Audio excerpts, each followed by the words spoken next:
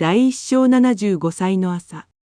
朝6時、カーテンの隙間から柔らかな光が部屋に差し込みます。目を覚ました山本健一は、しばらく天井を見つめたまま動きませんでした。75歳。一人暮らしになって、もう8年が経ちます。ゆっくりと起き上がり、キッチンへ向かいます。電気ポットのスイッチを入れ、コップに水を注ぐ。この動作を毎朝同じ順番で繰り返しています。今日も大丈夫そうですね。誰に聞かせるでもなく、そうつぶやきました。部屋は静かです。テレビもつけず、時計の音だけが聞こえます。この静けさが、健一は嫌いではありませんでした。ここは自分の家。誰に気を使うこともなく、自分のペースで暮らせる場所です。朝食は簡単なトーストとゆで卵。テーブルに座り、窓の外を眺めながら食べます。下を歩く人たちは、もう仕事へ向かっているようでした。みんな、忙しそうですね。健一は少しだけ笑います。食後、薬を飲み、カレンダーを確認します。今日は特に予定はありません。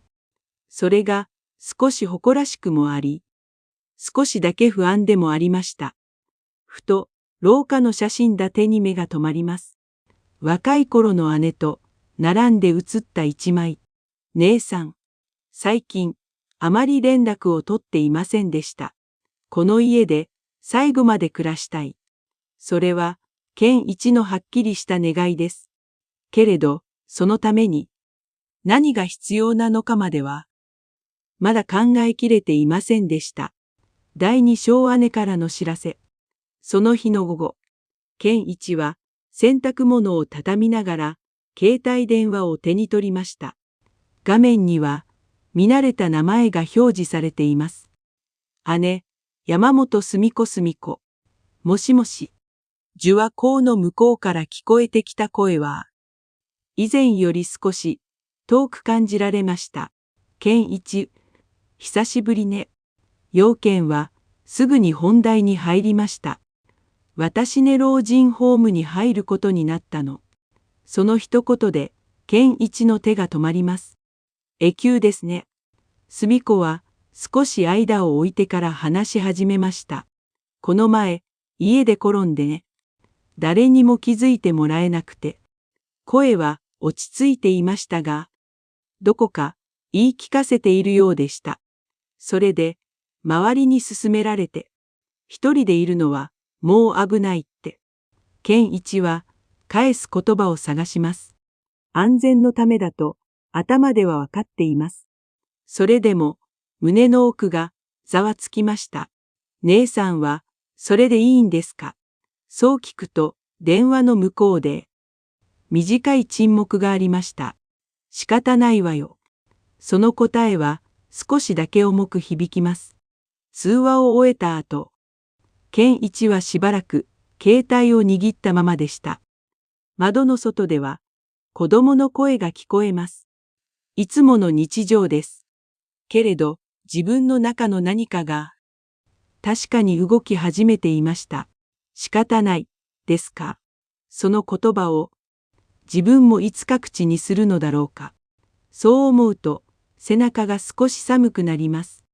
写真立てを手に取り、若い頃の姉の顔を見つめます。あの人も家で暮らしたかったはずです。健一は静かに決めました。一度姉に会いに行こう。そして自分のこれからもちゃんと考えてみようと。第三小施設の面会室。週末の午後、健一は姉が入った老人ホームを訪ねました。駅から少し歩いた場所にある新しい建物です。白い外壁と大きな窓。明るく清潔そうでした。受付を済ませ、案内されたのは面会室。ガラス越しに見える庭では、数人の入居者が車椅子で日向に出ています。その光景を見て、悪くない場所かもしれませんね。健一はそう思おうとしました。やがて、隅子が入ってきます。背筋は伸びていますが、どこか、動きがゆっくりでした。来てくれて、ありがとう。その笑顔は、昔と同じなのに、少しだけ影がありました。近況を話し合います。食事のこと、看護師さんのこと、部屋の広さ、どれも悪い話ではありません。ここ、安心よ。隅子はそう言いました。でも、その後、視線を窓の外に移します。ただね、言葉が続きません。健一は黙って待ちました。せかす必要はありません。夜になると、自分の家を思い出すの。隅子は静かに話し始めます。台所の音とか、窓の外の景色とか、声は穏やかですが、どこか震えていました。準備してこなかったのよ。一人で暮らすつもりでいたのに、何も決めないまま、周りに任せちゃった。それが、隅子の後悔でした。健一は、胸の奥が重くなります。この場所が悪いわけではありません。ただ、選ぶ時間を失ったことが、姉を苦しめているのだと、はっきりわかりました。健一は、隅子がまっすぐ見つめます。自分のこと、ちゃんと決めてね。面会の終わり、握った手は、少しだけ冷たく感じられました。帰り道、健一は何度も、姉の言葉を思い返します。決める、ですか。それは、思っていた以上に、重くて大切な言葉でした。第4章9つのこと。姉の施設を後にした夜、健一は自宅のテーブルに座り、何も書かれていないノートを開いていました。ペンを持ったまま、しばらく動きません。家で最後まで暮らすために、そう小さくつぶやき、一行目に線を引きます。まず思い浮かんだのは、体のことでした。健康診断、かかりつけ医、薬の管理、元気なうちに整えておく。それは、姉ができなかった準備です。次に、家の中、段差、浴室、夜の照明。転ぶ前に変えておけばよかったと、隅子は言っていました。健一は、家の中を歩きながら、危ない場所を一つずつ思い出します。三つ目は、連絡先。何かあったとき、すぐに連絡できる人がいるか。子供、近所、地域の窓口。一人で生きるには、一人でいない工夫がいる。そう書きました。四つ目は、お金、生活費、医療費。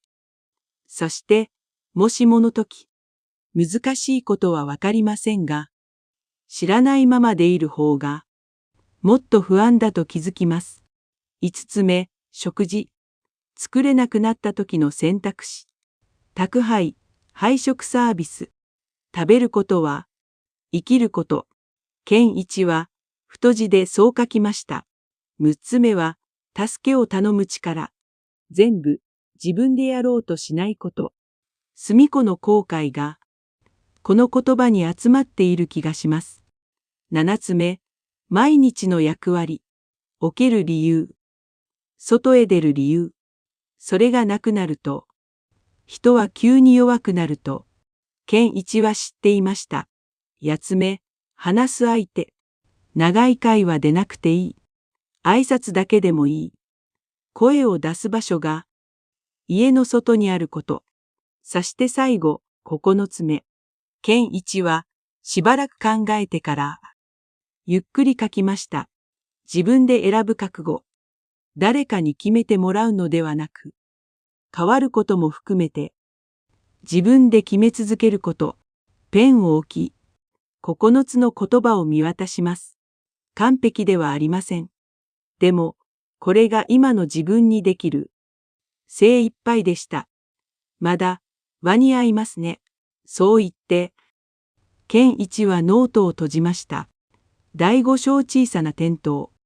それは何でもない朝でした。健一はいつものように洗面所へ向かい、顔を洗おうと前かがみになった瞬間、足元が少しだけ滑りました。声を出す間もなく、体が壁にぶつかります。幸い、床に倒れることはありませんでした。でも、胸の奥がドクンと大きくなりました。しばらく、そのまま動けません。手すりも、まだつけていませんでした。これが姉さんの言ってたことか。健一は、息を整えながら、ゆっくりと体を起こします。大きな怪我はありません。それでも、もし一人で倒れていたら、誰にも気づいてもらえなかったかもしれない。その想像が背中を冷やしました。リビングに戻り、ソファに腰を下ろします。テレビをつけても、内容は頭に入ってきません。ノートの9つの言葉が、次々に浮かびました。家の中連絡先助けを頼む力。書いただけでは、何も変わらない。そう、はっきりわかりました。健一は、携帯を手に取ります。迷った末に、地域の相談窓口の番号を押しました。すみません。一人暮らしのことで、少し相談したいんですが、電話の向こうの声は、思っていたよりも、ずっと優しいものでした。大丈夫ですよ。今からでもできます。その一言で、胸の緊張がすっとほどけます。電話を切った後、健一は洗面所を見つめました。白い壁、少し濡れた床、もう他人事ではありません。怖かったですね。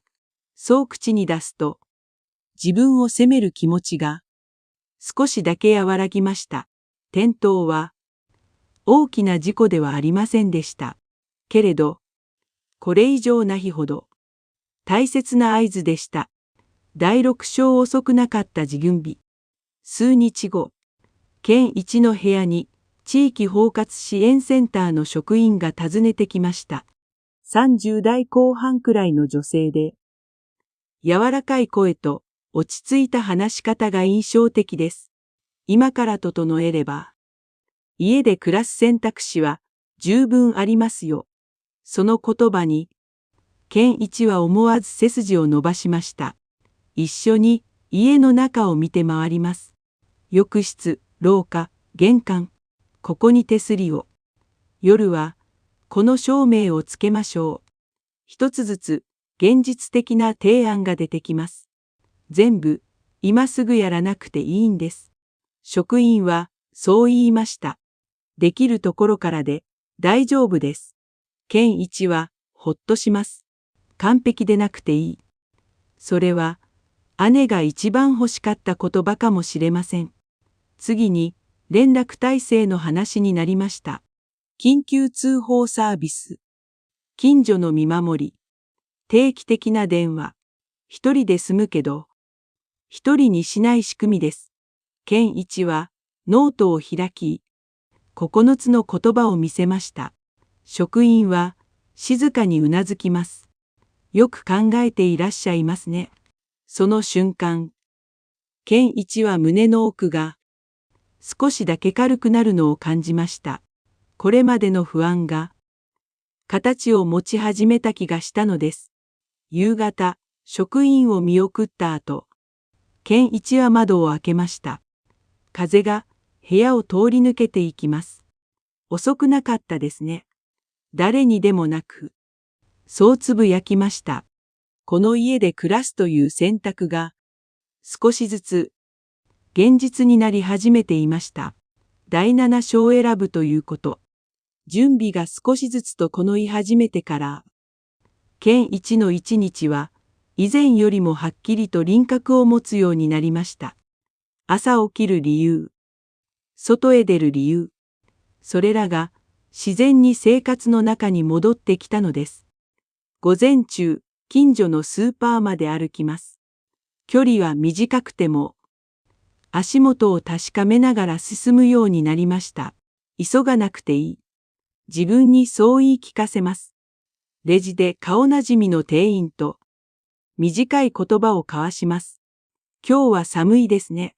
それだけで胸の奥が少し暖かくなりました。午後、健一は姉に電話をかけました。施設の部屋で、澄子は静かに話を聞いてくれます。手すり、つけたよ。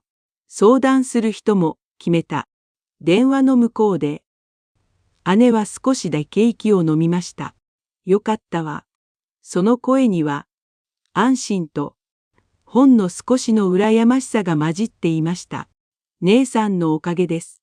健一がそう言うと、澄子はしばらく黙ってから答えます。だったら、私の後悔も無駄じゃなかったのね。通話を終えた後、健一はノートを開きました。9つの項目の横に小さな丸が増えています。全部が埋まる必要はありません。それでも選んでいるという実感がありました。家で暮らす。それは変わらないことを選ぶのではなく、変わっていく自分をその都度受け入れること。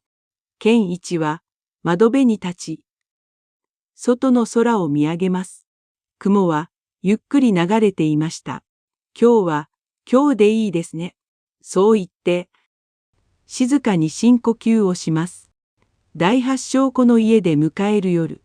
その日の夕方、健一はいつもより少し丁寧に夕食の準備をしていました。包丁の音、鍋の湯気、どれも慌てる必要はありません。テーブルには温かいご飯と味噌汁、そして簡単な煮物。豪華ではありませんが、自分の体に合った量です。これでいいですね。健一は静かにうなずきました。食後、ソファに腰を下ろし、ノートを開きます。9つの項目の横には、小さな印がいくつも並んでいました。完璧ではありません。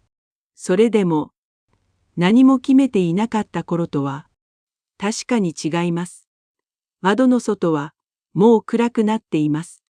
部屋の明かりをつけると、白い壁が優しく照らされました。この光も、この静けさも、健一が選び続けた結果です。ふと、姉の言葉を思い出します。自分のこと、ちゃんと決めてね。健一は、心の中で答えました。今も、これからも、考えながら決めていきます。夜、布団に入る前、健一は、部屋を一度見回します。手すり、連絡先のメモ、玄関の明かり、どれも、この家で暮らすための小さな支えです。布団に横になり、天井を見つめます。不安が消えたわけではありません。でも、一人で抱え込む不安ではなくなっていました。この家で、できるところまで、そうつぶやくと、胸の奥が、ゆっくりと落ち着いていきます。窓の外では、街の明かりが静かにしばたいていました。健一は、その光を感じながら、穏やかな眠りへと向かいます。家で最後まで暮らすということは、強がることではありません。準備し、頼り、選び続けること、その積み重ねが、今日のこの夜を静かに支えていました。